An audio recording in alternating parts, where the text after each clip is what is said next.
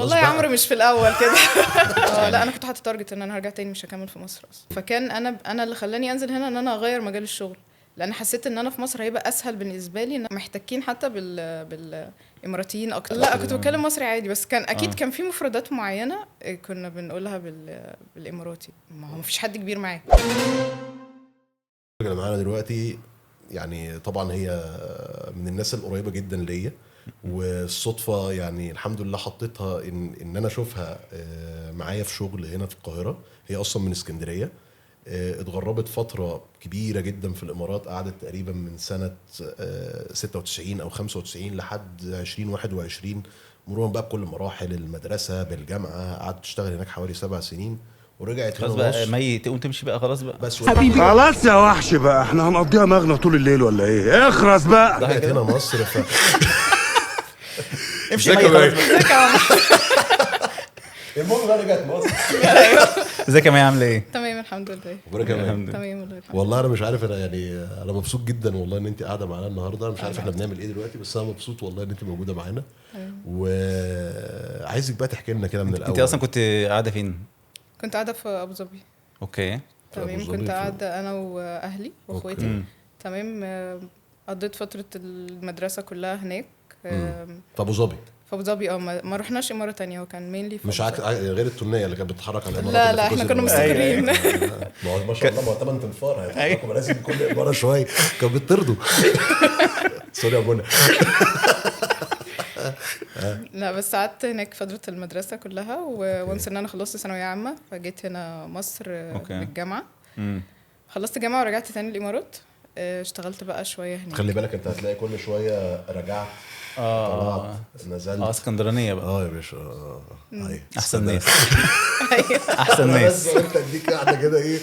طبعا قعدت قد ايه شغل هناك؟ هناك تقريبا 6 سنين او 7 سنين. 6 سنين 7 سنين. اوكي كده. حبه كتير يعني مش. طب انا عايز يعني انا عايز اعدي بسرعه على الحته بتاعت المدرسه والجامعه دي، لان انا عايز اخش اكتر في حته الشغل. المدرسه والجامعه هناك الدنيا ايه؟ الكالتشر، الناس اللي حواليكي، الجنسيات، الكلام ده كله. والله هو انا كنت هناك في مدرسه حكومه. تمام. ما كنتش في مدرسه خاصه، فكان مدرسه حكومه اغلبنا كلنا كنا عرب، ما كانش فيه اجانب ولا اي حاجه. ايفن حتى المدرسين نفسهم كانوا عرب، بس الجنسيات طبعا بقى مختلفه. اوكي. تمام. وكانت بنات بس بقى، ما كانش فيه بنات في شولاد. لا ايه ده؟ ما هم بقى المدارس الحكوميه كانوا منفصلين. اوكي. ايه ده بنات بس. ما هو انا بقى لما جيت مصر خدت الشوك. كانت ولاد بس. الكليه كلها كانت يعني كليه ولاد بس. طيب كملي. يعني كانت الدنيا حكومه وجنسيات اغلبكم عرب وكده. بالظبط. بس ده طبعا خلاك ان انت بقى تعرفي تتكلمي. يعني انت دلوقتي في الاماراتي طياره. الحمد لله.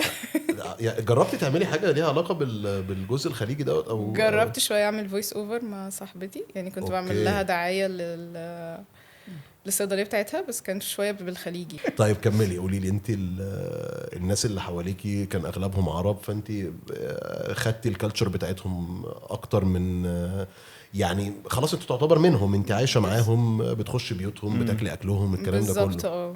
يعني كنا محتاجين حتى بالاماراتيين اكتر. اوكي. تمام. لان هم كانوا الاغلب اصلا في المدارس الحكومه أصلاً على الوافدين. ابو ظبي اصلا يعني نادر جدا لما تلاقي حد مصري عايش في ابو ظبي. يعني حتى احنا كان عددنا يعني كان قليل جدا. الامارات طب اي حد بيبقى قيمته على دبي.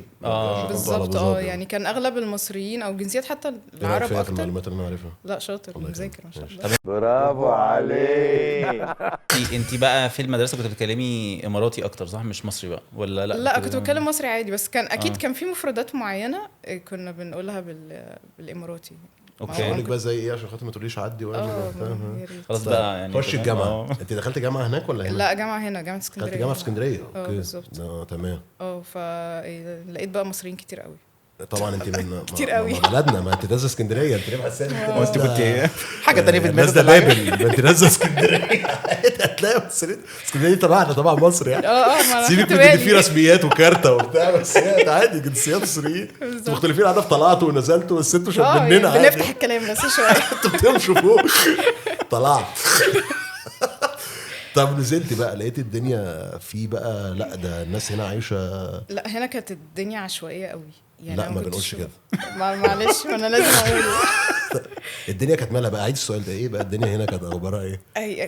كنت حاسه ان الناس يعني اجتماعيه قوي بزياده. حلوه دي. دي جميله دي. بدل العشوائيه. ايوه.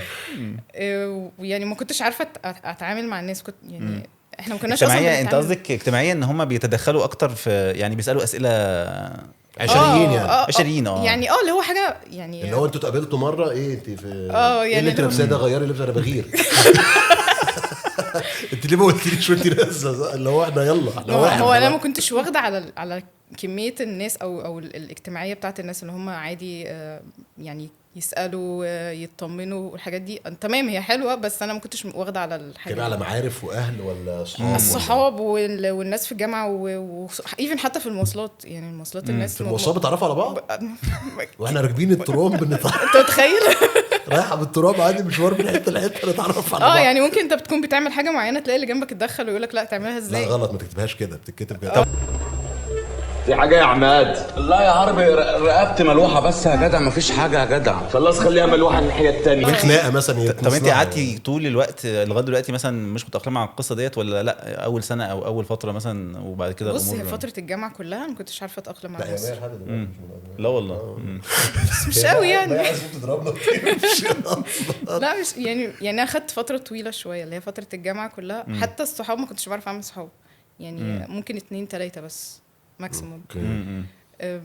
فهي دي كانت بالنسبه لي الصدمه. بان برضو يعني ان انت حته ان انت راجعه من بره، بحته ان انت قاعد لوحدك بتاع مش عايز تحتك قوي بالناس، مش عايز تخش انفولفد في الاكتيفيتيز وبتاع. بالظبط. بيبان برضو الحته دي، فالناس علمت لا دي شكلها مش اصل هو حتى بيبان مش في من الكلام. هنا يعني. بيبان في الكلام يعني. هو اعتقد بعض المصطلحات اللي انت كنت لسه بتقوليها وبعد كده الناس تحس انت بتقولي ايه اصلا. اللي هو انت أنا مش عارف من على مصر فكرة اصلا. شوية بالمصطلحات دي. فعلا. والله. لا. يعني في حاجات كده هي يعني مثلا في يوم الاربع، تمام؟ هو الاربعاء. هو مين اللي بنقوله الاربعاء دي يعني هي اكيد ما فيش حد تحس مصري يقول ما فيش الأربعاء. حد يعني بالظبط. دي تاسيس خليجي، فاهم قصدي؟ فلا دي اكيد اول ما اتقالت بجد خلاص دي يعني دي جايه من حته من دوله عربيه يعني. بالظبط. يعني- لا انا كنت حاطه تارجت ان انا هرجع تاني مش هكمل في مصر اصلا. اوكي، كنتش عايزة فانت أقعد في خدتي مصر. القرار ان انت لا هترجعي تاني. بالظبط. طب الشغل بقى، عايزين نعرف بقى الشغل هناك بقى، يعني ان انت تبقي شغاله هناك. يعني انا الصراحه محتك، يعني كنت بحتك ببنات صحابي هناك موجودين مثلا في سواء في الكويت او في الامارات، قاعدين شغالين وعايشين لوحدهم وبتاع او مع اهلهم. الموضوع انا بحسه بالنسبه للبنت بيبقى اصعب هو اكيد كتير. مختلف كمان عن يعني قعدتك في الاول مع اهلك في الدراسه طبعاً. ومش عارف لا ايه. ما هو احنا كانت مع هناك. اهلها، هي كانت مع اهلها. انا في هناك الشغل؟ لما في رجعت في الشغل. الشغل أوكي. كنت مع اهلي، فما كانش الموضوع بالنسبه لي صعب. آه. كان بس عادي. ستيل أوكي. التجربه ان انت بتاخد اول تجربه عمل دي بره مصر، يعني بالنسبه للبنت. وغير دي كمان، انت لما رحتي المره التانية هل كنت حاسه باختلاف او توقعاتك اختلفت ولا لا؟ اكنك كنت موجوده هنا امبارح ورجعتي تاني يوم؟ لا كنت موجوده امبارح رجعت تاني يوم. ما ده بجد حسيتش والله؟ باي عوائق في الامارات لا خالص. يعني الدنيا سموث. انت مجرد ما خدت البروتوكول 1 2 3 4 انت اي وقت هتلف وترجع، انت بالنسبه لك انت شايف الفيلم ده قبل كده. بالظبط. انا كان عادي بالنسبه لي. وبرده كان ابو ظبي برده ما كانش يعني لا كان في ابو ظبي كنت برضه تقريبا برضه قعدت شهرين بشتغل في العين. دي اماره تانية. انا خايف من التونيه دي والله العظيم من اول فصل معاها. لا دي كانت تجربه بس. انا حاسس ان هي ايه يعني، انت لازم تمشي يعني هو خط لازم تاخده من اوله لاخره. العين دي قعدت فيها لوحدك؟ لا كنت بروح وباجي برضه. كنت ما بتروح كنتش- هو ما ما بين استقريتش ابو ظبي هناك. والعين مسافه ساعتين برضه. مش مسافه عظيمه قليل يعني. بس يعني يعني زي المسافه من اسكندريه للقاهره تقريبا كده. طب قولي لي، طيب خليني اسالك مع هنط كده شويه. انت جربت التجربه ال7 سنين اللي في الامارات بالورك انفايرمنت بتاعت الامارات، بالمنتاليتي بتاعت الناس اللي شغاله في الامارات او في السوق الاماراتي، بالكلام ده كله.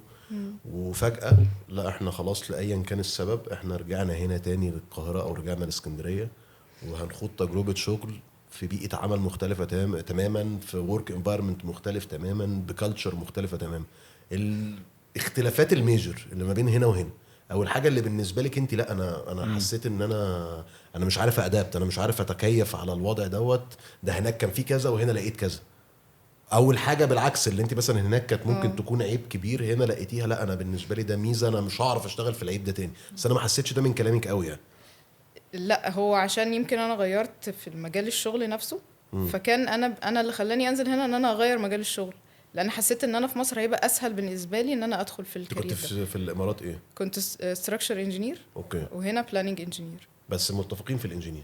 متفقين ما كنت مش اختلفناش. شغاله يعني هناك علاج طبيعي يعني عادي. ما هو انت عارف ان ده حاجه وده حاجه. ايوه اوكي. فاهم تمام. فاهم. لا هو الاستراكشر ده ديزاين، ده قصه تانية خالص. ديزاين، يعني اللي اه، بيتفرج مش فاهم خرسانات الاستراكشر وكده. ده قصه تانية خالص بعيده اوكي. عن قصه البروجكت مانجمنت اوفيس والكلام ده. فده يعتبر فعلا شيفت كارير يعني ده. بالظبط. فعشان ان انا ادخل المجال ده اصلا في الامارات يعني كان بالنسبه لي هيبقى صعب، ومحدش مثلا هيقعد بقى يقبل حد بعد ما عدى 7 سنين من شغل ان هو يعني شفت ويعلم يعني انت حاولتي وما قدرتي، يعني ما عرفتيش تعملي الشيفت ده هناك؟ لا هو انا ما حاولتش، انا أعتقد كنت هو لا، عارفه كان الموضوع صعب أوي. صعب أوي. هيبقى أوكي. كنت عارفه ان هو بالذات مش في الامارات، لان الامارات من ال يعني بالذات في حته الهندسه او في حته البلاننج او في حته البروجكت مانجمنت، من الماركتس اللي الكومبيتيتور فيها عاليه جدا، الكومبيتيشن فيها عاليه جدا. اوكي. هم عايزين ناس جاهزه على فهو طول. هو عايزك يا مش باشا عايز تخش حد تيجي تشتغل. تشتغل تنزل تنط، فاهم؟ بالظبط. طيب لكن ال7 سنين دولت في كشغل، هل هم مختلفين بالنسبه لك او كان فيهم اي اختلافات عن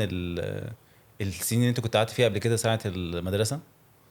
ولا لا ما كنتش مخضوضه يعني من قصه الشغل وان انت شغاله هناك هو بيتكلم يعني قصده الفرق ما بين حياه الشغل. انت هناك عايشه مع اهلك، بتدرسي بتاع، نزلتي هنا الجامعه، قعدتي هنا شويه، راجعه بقى بابروتش مختلف خالص. انا راجعه لا خلاص يا باشا، انا جاي اكل عيش، انا جاي اشتغل واخد فلوس على شغلي. فطبعا ده بيبقى تحول كبير جدا في الشخصيه يعني. بالظبط. هي التحول دوت اللي هو بيسالك عليه. كنت حاسه ان الموضوع بالنسبه لك لا انا مخضوضه، لا انا تمام، انا شفت البلد دي قبل كده، بس في هو نفس لا الوقت كان- الشغل غير، فاهم قصدي؟ هو بالظبط هو كان الشغل غير يعني، اللي هي حاجه مختلفه وهتتعامل مع ناس بكاتيجوريز تانية او شخصيات مختلفه تماما عن اللي كنت في ده المدرسه. وفي فلوس بتدفع يا باشا، يعني خلاص والله يا بقى. عمرو مش في الاول كده. كانت الدنيا صعبه. والله ما كناش بنلاقي الشغل بقى وخرجت. لا بقى الذوق مش نافع معاكي بقى. واللي داخل على قد اللي خارج يا ابني. يا دوب. يا دوب نطلب الاوبر بيجي العربيه اللكسس يعني يا جماعه. لا يا عمرو كده هناك دي عربيه سفره. هي اللي كانت بتسوق. هي اصلا ايوه مش هناك انت اصلا. اصلا انا عارف ان انت لحد دلوقتي عندك اقامه في الامارات يعني. عندنا. طب بتفكري بقى على الاغلب بفكر ارجع تاني اصلا؟ طب ليه؟ عشان المرتب اللي العربيه البسيطه وعشان خاطر الحاله اللي لا يعني هل الشغل هنا مختلف عن هناك، وايه الاختلافات؟ انا حاسه ان اللي هناك الدنيا هتبقى منفتحه اكتر في البلاننج بقى. بص انا اقول لك على حاجه. أوكي. انا بالنسبه لي انا خدت تجربه الغربه قبل كده. اه انا لو اتعرض عليا دلوقتي ان انا اتغرب تاني انا هرفض. انا عمرو مع ان انا متاكد 100% ان يعني في حته الماديه مش هيبقى في مقارنه ما بين هنا وهنا. اوكي. تمام. بس انا بالنسبه لي لا خلاص انا انف فور غربه. اتس مخدرات. تمام. فحته وانا خلي بالك انا اكتشفت ان انا الحاله اللي مش كومن يعني، الحاله الدارجه لا بالعكس، انت بترجع هنا زي ما هي بترجع تجرب هنا 2-3 بتلاقي نفسك بس ايه ده ممكن علشان انت انا اصلا قعدت في قعر الحله. لا ده انا بس في اوبشن تاني انا اروح للاوبشن لا التاني. بس ده ممكن عشان انت اصلا قاعد هنا، فهي ممكن تكون هي ستيل مش قادره تستوعب ان هي المفروض تكمل بقيه حياتها هنا لان هي اتولدت هناك يعني. ده برضه يعني بشوف ان هنا عامل دايما برضه. وضع صح. مؤقت بالنسبه صح. لي يعني.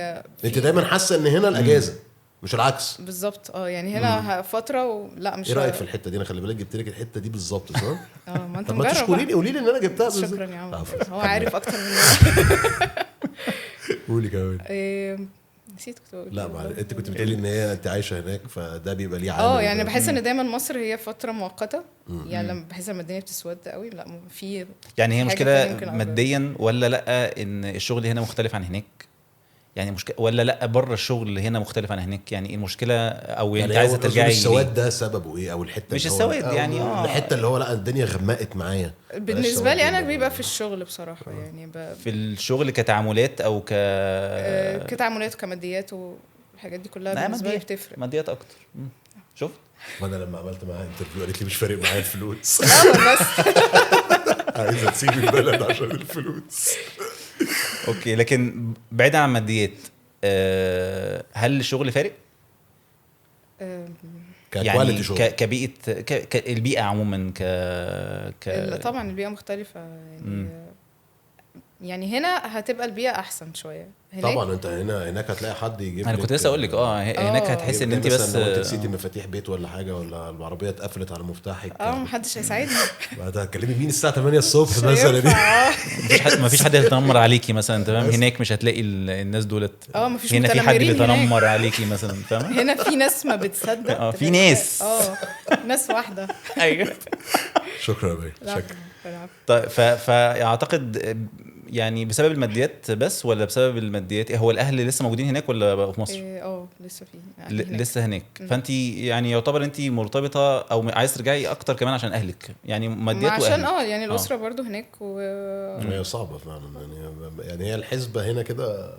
طب واحنا كده ممكن بقى نسال سؤال بالعكس بقى، انت كده لما جيتي مصر وقعدت لوحدك بقى، انا حاسس ان هنا فعلا الدنيا العكس. بالظبط. انت كمان جيت القاهره. يعني انت مثلا هناك كنت مثلا بتطبخي وحاجات كده، ولا يعني في الاكل، ولا لا ماما اللي كانت بتطبخ؟ انت لما بقيتي قاعده لوحدك بقى ما بتجي مفيش ايه شاي بلبن؟